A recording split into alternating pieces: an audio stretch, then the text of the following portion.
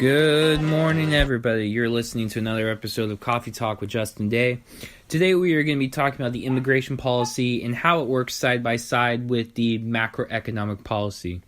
In order to first get a grip of what we're talking about here, we need to define what a macroeconomic policy is.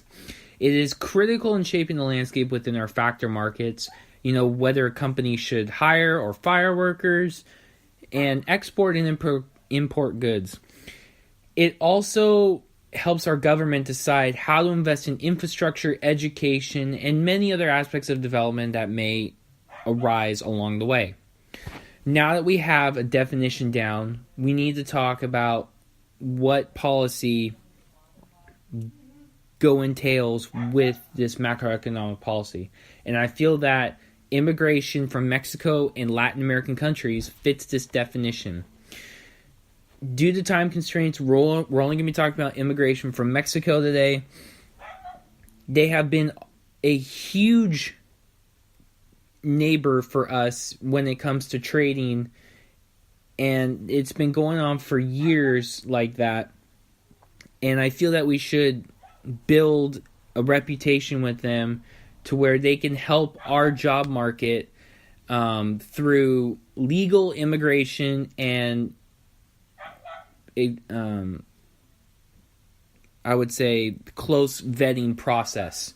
With Homeland Security being on everyone's minds today, we want to make sure that these people are properly vetted, that they're coming over legally, and that we can give them work visas, that can be renewed if they show good rapport and are helping our economy and not breaking laws and doing bad work. Once approved, these immigrants will have an opportunity to work in the U.S. with the presumption that they are unable to gain adequate employment in their own country, because sometimes the conditions in Mexico in a factory are really, really bad, to where that if they came over to the United States, they would be treated well, have health insurance, have medical insurance, and they could provide for their family when they weren't able to back in Mexico. In this program, there should be certain quotas or restrictions to the number of immigrants working under this type of program at any given time, because, we still want to give our own U.S. citizens the proper time to obtain a job rather than replacing it with an immigrant from Mexico. Some of the pros of this policy would be providing a workforce for the United States that, for some jobs that people may not want. Under that, their visas can be renewed, which means they can work at a longer rate and improve our overall economy.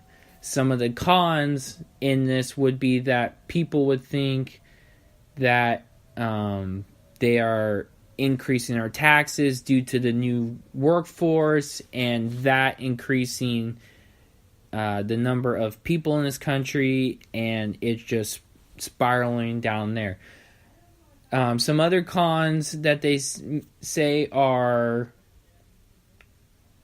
that it doesn't give our U.S. citizens a fair advantage of obtaining a job. In my opinion, there are some jobs that people want and some jobs that people don't want. And in this policy, the immigrant from Mexico can fill in this spot. Finally, there are refinements to this policy. Not every policy is perfect. Not what I said today is perfect. But the intent of this blog is to present an introductory base from which we have a reasonable, unbiased decision to hopefully solve an issue that can get so complicated of discussing what ifs and how it's going to work and how are we going to tackle such a big problem that it just may get bogged down and goes nowhere. I thank you guys for this morning, and this is another episode of Coffee Talk with Justin Day.